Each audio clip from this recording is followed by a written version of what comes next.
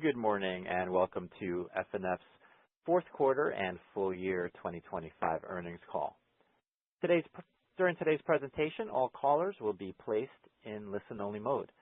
Following management's prepared remarks, the conference will be open for questions with instructions to follow at that time. I would now like to turn the call over to Lisa Foxworthy-Parker, Senior Vice President, Investor and External Relations. Please go ahead. Thanks, operator, and welcome everyone. I'm joined today by Mike Nolan, CEO, and Tony Park, CFO. We look forward to addressing your questions following our prepared remarks. F&G's management team, including Chris Blunt, CEO, and Connor Murphy, President and CFO, will also be available for Q&A. Today's earnings call may include forward-looking statements and projections under the Private Securities Litigation Reform Act, which do not guarantee future events or performance. We do not undertake any duty to revise or update such statements to reflect new information, subsequent events, or changes in strategy. Please refer to our most recent quarterly and annual reports and other SEC filings for details on important factors that could cause actual results to differ materially from those expressed or implied. This morning's discussion also includes non-GAAP measures, which management believes are relevant in assessing the financial performance of the business. Non-GAAP measures have been reconciled to GAAP where required and in accordance with SEC rules within our earnings materials available on the company's investor website. Please note that today's call is being recorded and will be available for webcast replay. And with that, I'll hand the call over to Mike Nolan. Thank you, Lisa, and good morning. The fourth quarter results rounded out an excellent year for our title and F&G businesses, both in terms of results and execution. Our title business delivered outstanding results in the current environment. We had adjusted pre-tax title earnings of $401 million in the fourth quarter and $1.4 billion for the full year. This generated industry-leading adjusted pre-tax title margins of 17.5% in the fourth quarter and 15.9% for the full year.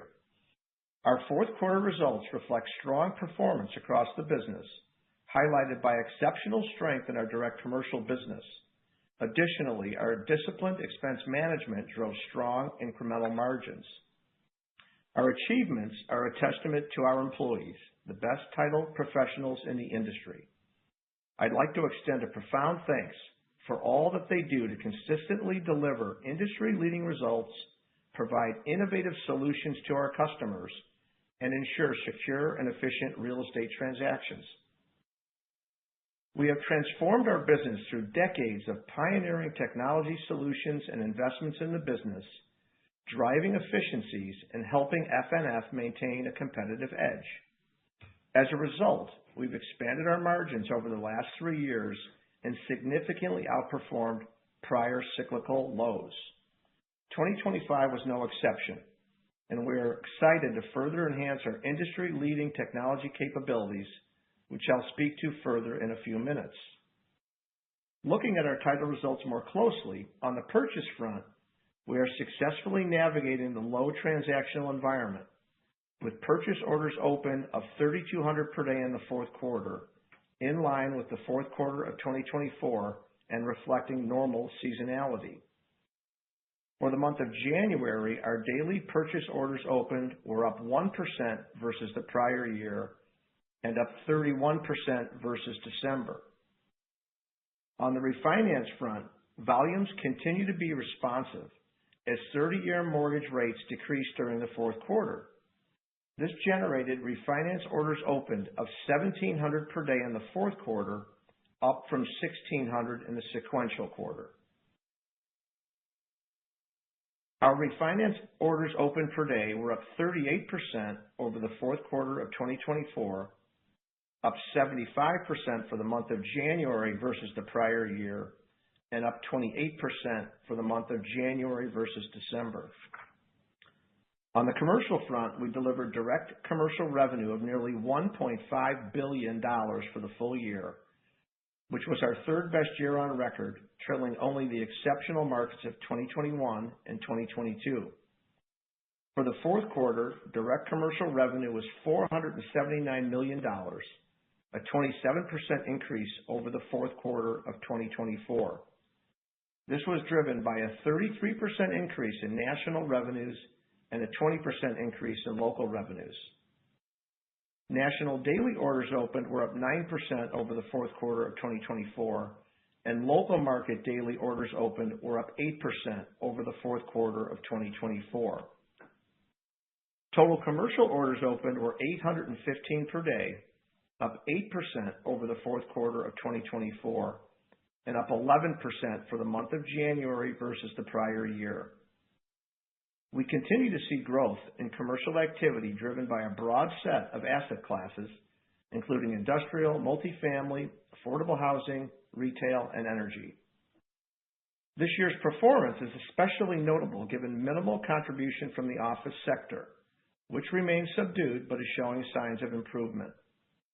We have also seen a 21% increase in commercial refinance orders opened for the full year 2025 over the prior year. Looking ahead, we have entered 2026 with a strong inventory of commercial deals to close, and the office sector is a potential added element as we move throughout the year. Overall, total orders opened averaged 5,300 per day in the fourth quarter, with October at 5,700, November at 5,600, and December at 4,600. For the month of January, total orders opened were 5,900 per day, up 29% over December. Our title business is performing extremely well in what is still a low transactional environment.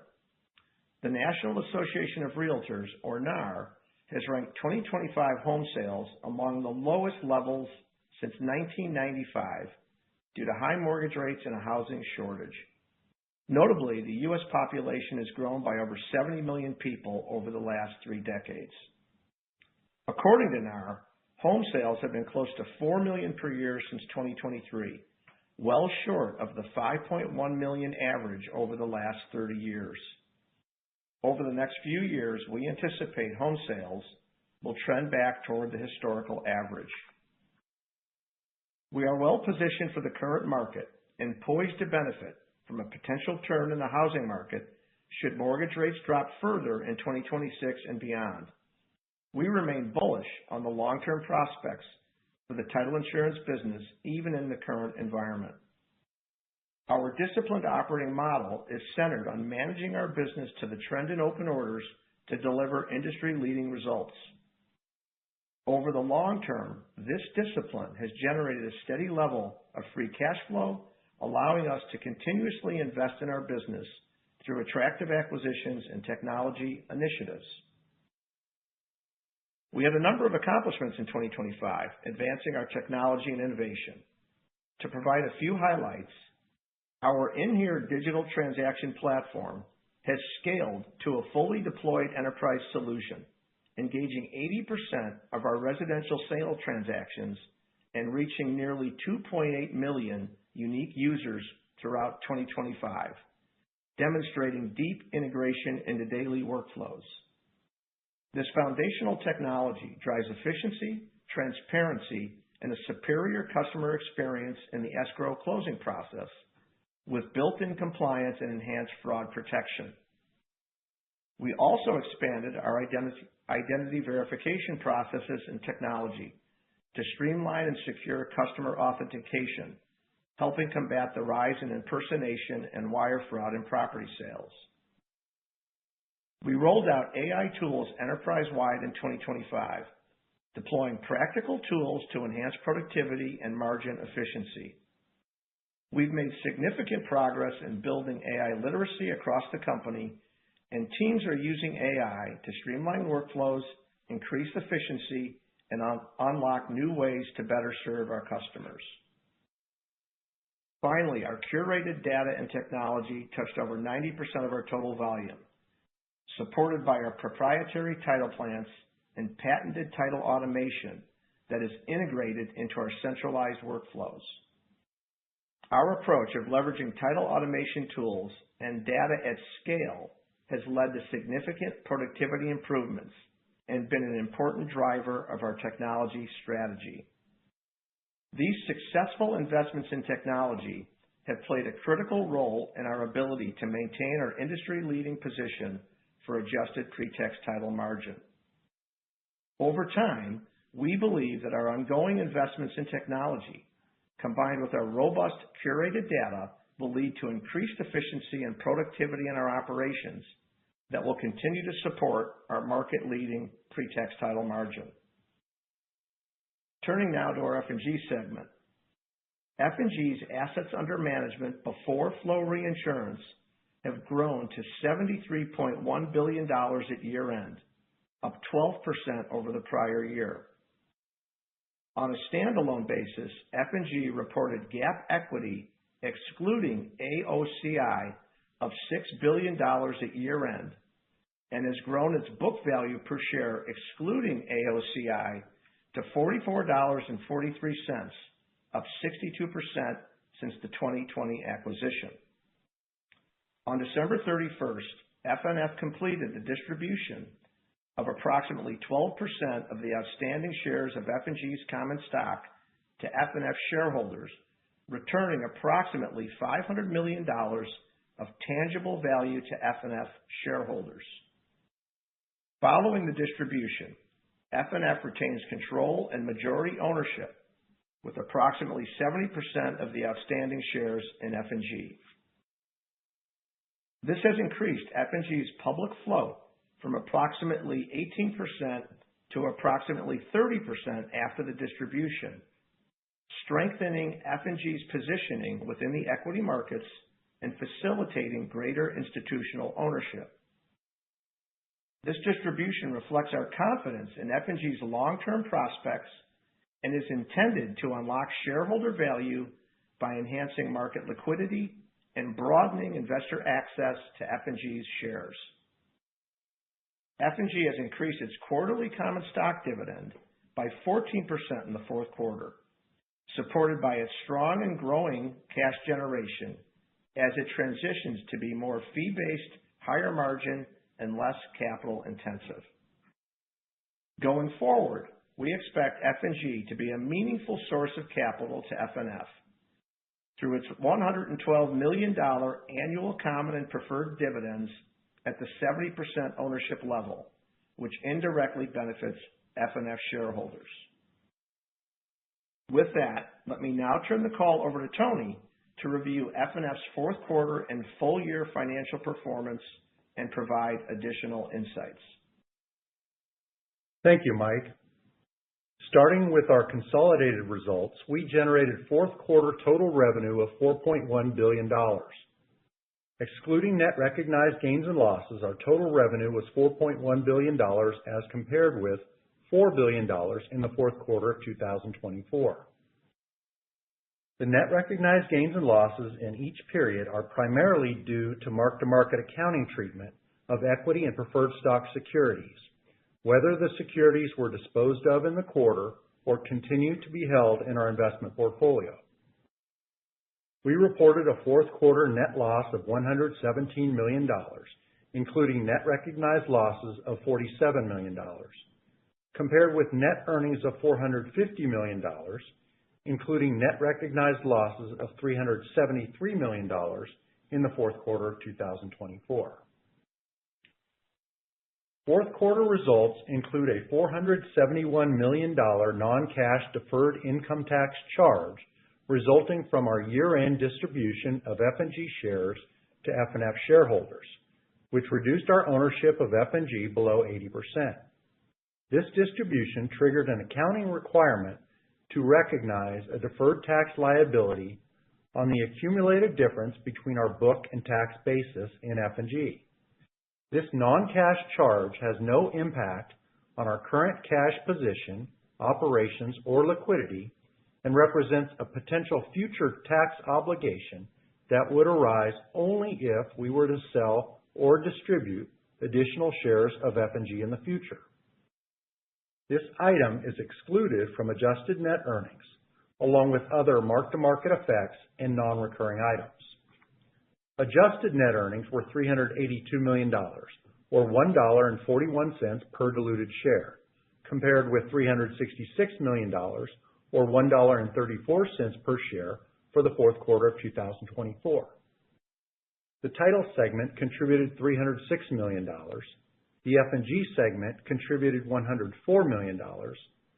And the corporate segment contributed $4 million before eliminating $32 million of dividend income from F&G in the consolidated financial statements. For the full year 2025, we saw strong performance for both the title segment and the F&G segment, which together generated solid profitability. Total revenue, excluding gains and losses, was $14.5 billion in the full year 2025 and reflects a 7% increase over the full year 2024. We delivered $1.4 billion in adjusted net earnings, an increase of 7% over $1.3 billion in full year 2024. The title segment contributed over $1 billion. The F&G segment contributed $412 million, and the corporate segment contributed $3 million before eliminating $117 million of dividend income from F&G in the consolidated financial statements. Turning to fourth quarter financial highlights specific to the title segment. Our title segment generated $2.3 billion in total revenue in the fourth quarter, excluding net recognized losses of $58 million, compared with $2.1 billion in the fourth quarter of 2024. Direct premiums increased 21% over the prior year. Agency premiums increased 7%, and escrow, title-related, and other fees increased 9%. Personnel costs increased 12%, and other operating expenses increased 9%. All in, the title business generated adjusted pre-tax title earnings of $401 million compared with $343 million for the fourth quarter of 2024, and a 17.5% adjusted pre-tax title margin for the quarter versus 16.6% in the prior year quarter. As Mike said earlier, these results were driven by strong performance across the business as well as disciplined expense management. Our title and corporate investment portfolio totaled $4.9 billion at December 31st. Interest and investment income in the title and corporate segments was $102 million, excluding income from F&G dividends to the holding company. This was down 6% from the prior year quarter due to the impact of the Fed funds rate cuts throughout 2024 and 2025. Looking ahead, we expect a range of $95 to $100 million in interest and investment income per quarter during 2026, assuming 25 basis point Fed rate cuts during the year. In addition, we expect approximately $112 million of annual common and preferred dividend income from F&G to the corporate segment. Our title claims paid of $80 million were $8 million higher than our provision of $72 million for the fourth quarter. The carried reserve for title claim losses is approximately $34 million, or 2% above the actuary's central estimate. We continue to provide for title claims at 4.5% of total title premiums. Next, turning to financial highlights specific to the F&G segment. Since F&G hosted its earnings call earlier this morning and provided a thorough update, I will provide a few key highlights. F&G's AUM before flow reinsurance increased to $73.1 billion at December 31st, up 12% over the prior year. This includes retained assets under management of $57.6 billion, up 7% over the prior year. F&G reported gross sales of $14.6 billion for the full year, including $3.4 billion in the fourth quarter. This marks one of our best sales years in history, driven by favorable market conditions and strong demand for retirement savings products. F&G generated core sales of $9 billion for the full year, which includes indexed annuities, indexed life and pension risk transfer, and had $5.6 billion of funding agreements and multi-year guaranteed annuities, two products we view as opportunistic depending on economics and market opportunity. F&G's net sales were $10 billion for the full year, including $2.3 billion in the fourth quarter. This reflects flow reinsurance at varying ceded amounts in line with capital targets for multi-year guaranteed annuities and fixed indexed annuities. Adjusted net earnings for the F&G segment were $412 million for the full year. This included $104 million of adjusted net earnings for the fourth quarter of 2025. F&G's operating performance from their underlying spread-based and fee-based businesses continues to be strong. F&G continues to provide an important complement to our title business. The F&G segment contributed 30% of FNF's adjusted net earnings for the full year 2025, as compared to 38% in 2024, 30% in 2023, and 23% in 2022. From a capital and liquidity perspective, FNF continues to maintain a strong balance sheet and balanced capital allocation strategy. FNF has returned approximately $800 million of capital to shareholders during the full year 2025. This reflects common dividends of $546 million for the full year, including $140 million in the fourth quarter, as well as share repurchases of $251 million for the full year, including $30 million in the fourth quarter.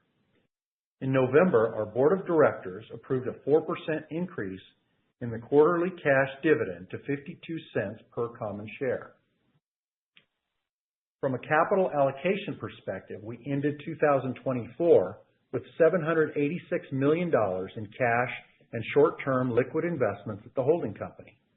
During 2025, the business generated cash to fund our $550 million common dividend paid, $75 million of holding company interest expense, $150 million investment in the F&G common equity raise, and $250 million in share repurchases, all while keeping pace with wage inflation and funding the continued higher spend in risk and technology required in today's landscape. We ended the year with $659 million in cash and short-term liquid investments at the holding company, which is about 85% of the amount held at year-end 2024. This concludes our prepared remarks, and let me now turn the call back to our operator for questions. Thank you. And at this time, we'll be conducting a question and answer session. If you would like to ask a question, please press star 1 on your telephone keypad. A confirmation tone will indicate that your line is in the question queue. You may press star 2 if you would like to remove your question from the queue. For participants using speaker equipment, it may be necessary to pick up your handset before pressing the star keys. Once again, to ask a question, press star 1 on your telephone keypad. One moment, please, while we pull for questions.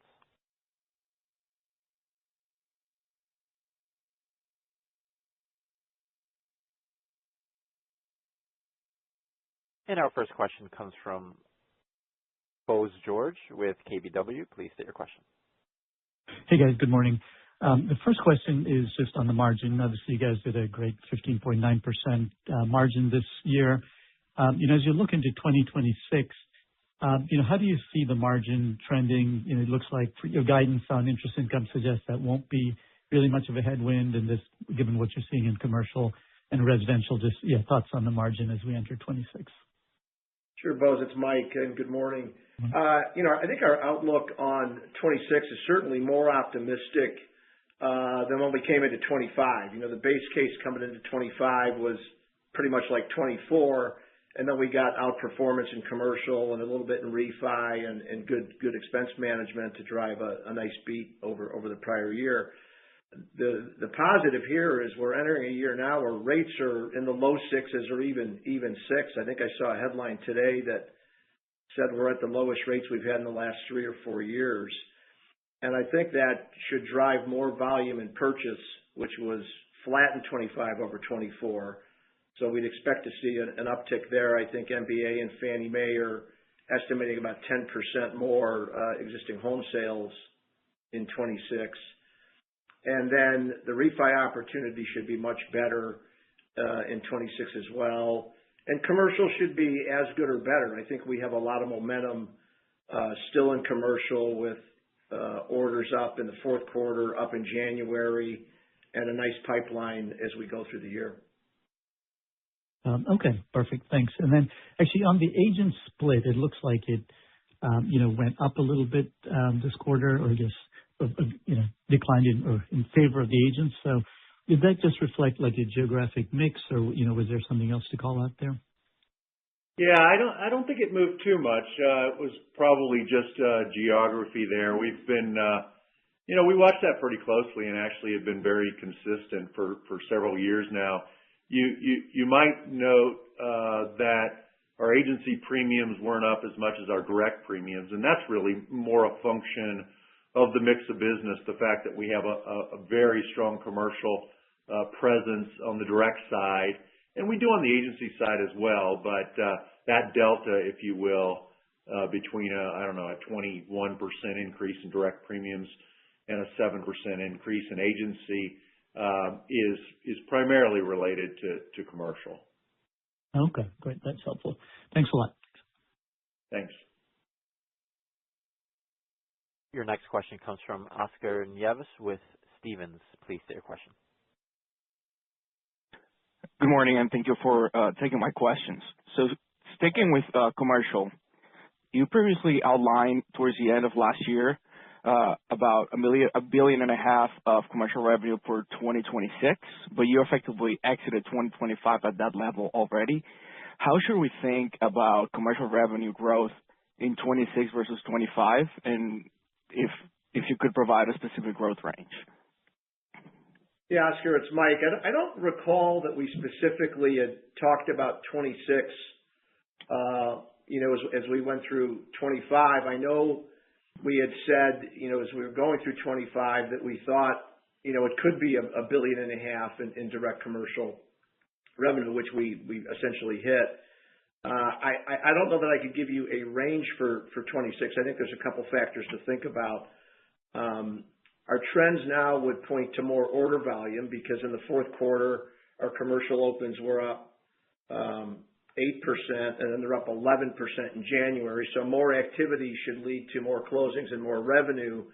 The other factor there is the fee per file, and that's really difficult to estimate. We had pretty strong fee per file growth in commercial in 25, and really a big number in the fourth quarter, some of which was driven by just larger transactions that I think all participants in the industry have talked about, data centers, energy deals, things like that.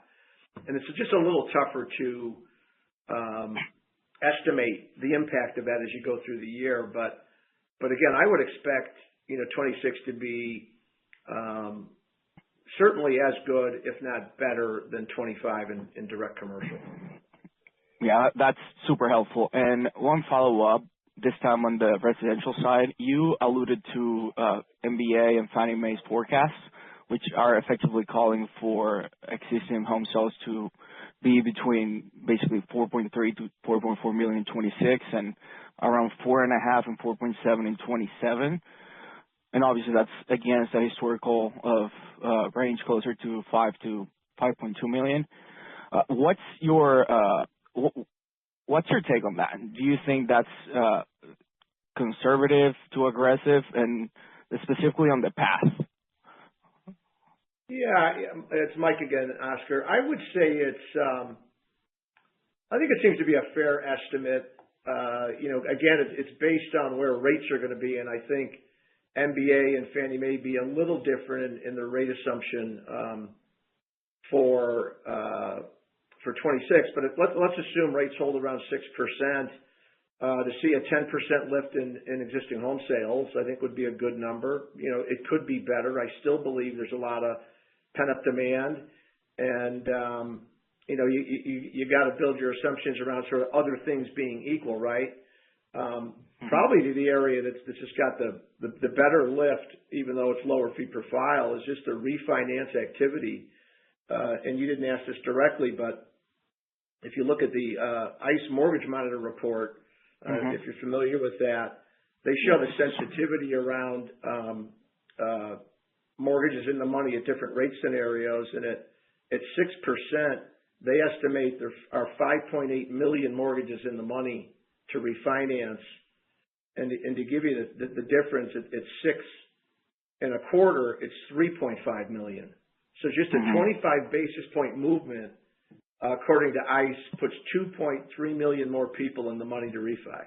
So we could see a nice refi uptick if rates stay low. And to Mike's point, I think home prices have pretty much stabilized at this point. You really don't see much growth there, and maybe in some markets you even see some decline. So from an affordability standpoint, it's going to be driven primarily by rates. And if you think about the lock-in effect and people with low rates that are kind of built in, as you see rates, if we see them, creep into the fives, not only do you have a refi opportunity that's pretty staggering, but you also have plenty of people who have probably put off selling homes and moving up and moving out because of that lock-in effect, and that would diminish obviously with lower rates.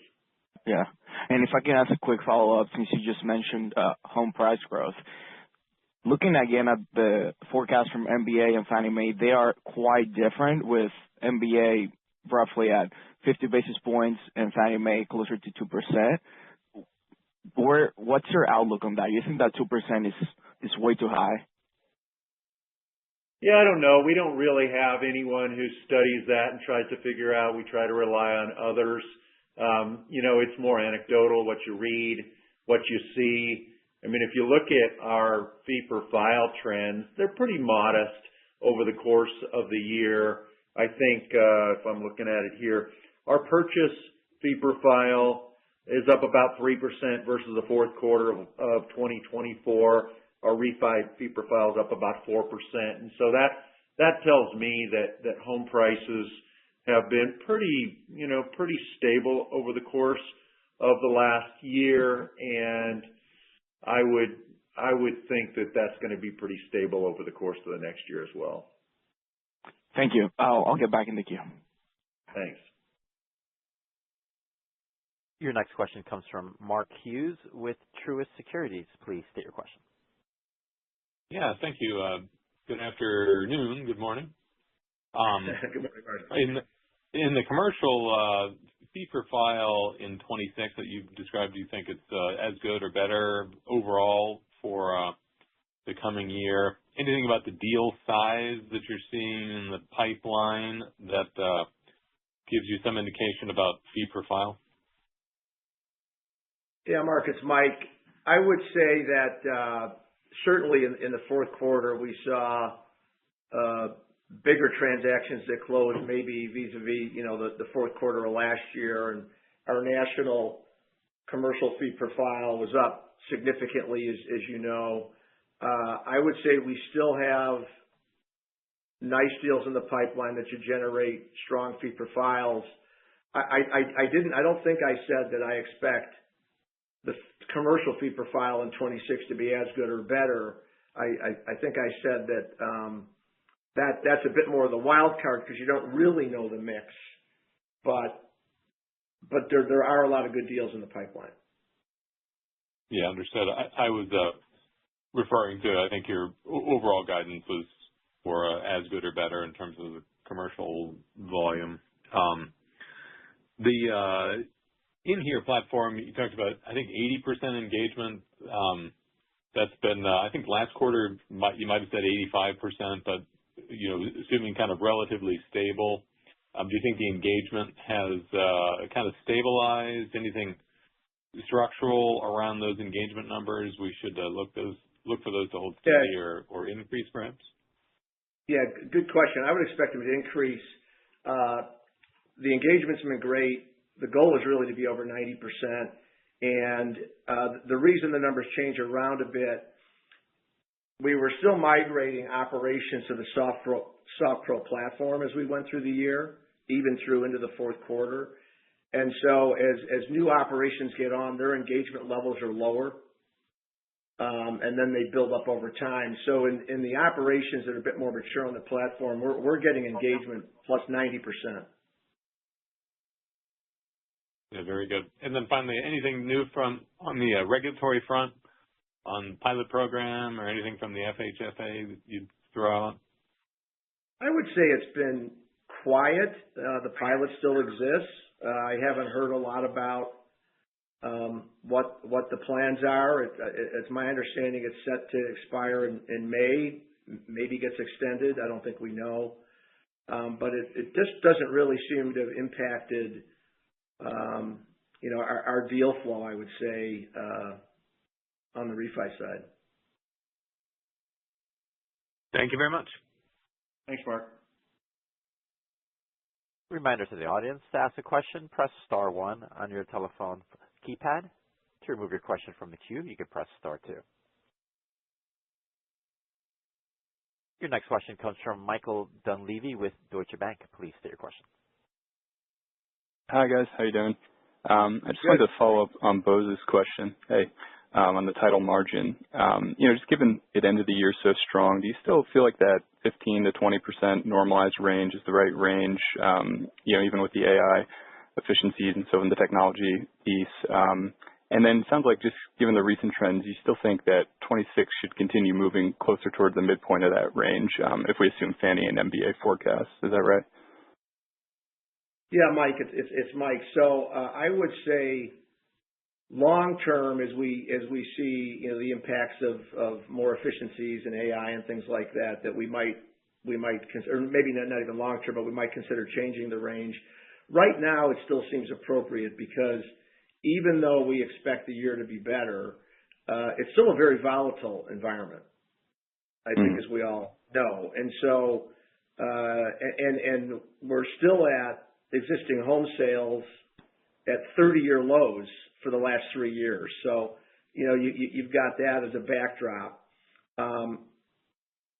With improvement in volumes like the Fannie Mae and MBA forecast and more refi, I do think we could move into that middle range of margin. But remember, we've got to get through the first quarter, and that's the historically soft quarter for the industry. And that always presents a little bit of a challenge around, just where you can get on your full year margin. Got it. Thanks.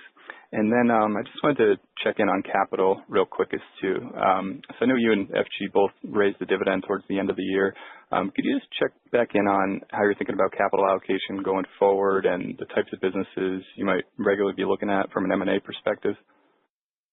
Sure, Mike. This is Tony. I'll start, and Mike can pitch in. I mean, capital is, pretty consistent in terms of what our normal capital allocation would be, which is the dividend, which, to your point, we raised it in the fourth quarter as we typically do. And we expect to spend probably $560 million or so in cash to pay our common dividend. Our interest expense runs about $75 million, so very modest there. Obviously, we're reinvesting in the business on a regular basis and continue to do that on the technology side and the efficiency side. And that really occurs before we even upstream anything to the holding company. And then beyond that, it becomes more opportunistic. We look at acquisitions. To your question, we look at stock buybacks. I expect us to be active in both of those areas. I think you'll see more acquisition activity in 26 versus what we've seen the last few years. I think that our cash flow has been strong. I think there's probably more opportunities in the title agent space and possibly some other areas as well. And then on the buyback front, we like to have a consistent cadence of buybacks as we work our way through the year when we're not blacked out. But we're also opportunistic, and to the extent we see weakness in the share price, I expect us to be more aggressive, like we were back in the second quarter. I think overall, I think I mentioned earlier, we returned about $800 million to shareholders in the form of dividends and buybacks in 2025. and I would expect another very strong cash flow generation year in 2026. Mike, I don't know if you wanted to touch on M&A at all. Are we good? I would just agree. I think there'll be more opportunities in the M&A space as we go into 26 and beyond, because it's been fairly quiet, for the past few years. So we're excited about some opportunities there. Great. Thanks a lot, guys. Thank you. Your next question comes from Jeffrey Dunn with Dowling & Partners. Please state your question. Thanks. Morning, guys. Morning. Tony, what are your expectations for dividends up from operations in 26, both from regulated and unregulated? The regulated number is probably in the $400 to $450 million range. That one, because it's related to the prior year results on a statutory basis, that one's certainly easier to estimate. The other operations is much more difficult. I think last year it was somewhere in the $650 million range, and I wouldn't be surprised to see that number or better in 2026. But again, that's on real-time results, which obviously we would have to project that out. Got it. And then just following up on M&A, curious if there's any tech initiatives in the market that stand out as a neater opportunity and more attractive to buy than build. Good question, Jeff. I would say from a tech stack standpoint, we feel comfortable about where we're at. We will be investing more in our SoftPro platform as we go forward, and obviously we've got the inHere really rolled out well. But if we saw things certainly in the tech space that would be helpful, we would buy it. Does anything particular stand out on the back end? In terms of any need? I mean, for example, I think you've been renting your online notary services. Anything like that make more and more sense to bring in house?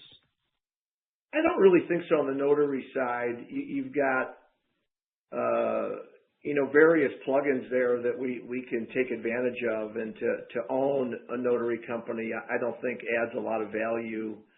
And then you're in some notary businesses typically that aren't title related as well, and you got to think about whether you want to do that. So no, I think we're good in that space. Okay, thanks. Thanks. Thank you, and this will conclude our question and answer session. I will now turn the conference back over to CEO Mike Nolan for closing remarks. Thanks for joining our call this morning. We have delivered outstanding. Our board of directors approved a 4% increase in the quarterly cash dividend to 52 cents per common share. From a capital allocation perspective, we ended 2024 with $786 million in cash and short-term liquid investments at the holding company. During 2025, the business generated cash to fund our $550 million common dividend paid, $75 million of holding company interest expense, $150 million investment in the F&G common equity raise, and $250 million in share repurchases, all while keeping pace with wage inflation and funding the continued higher spend in risk and technology required in today's landscape. We ended the year with $659 million in cash and short-term liquid investments at the holding company, which is about 85% of the amount held at year-end 2024.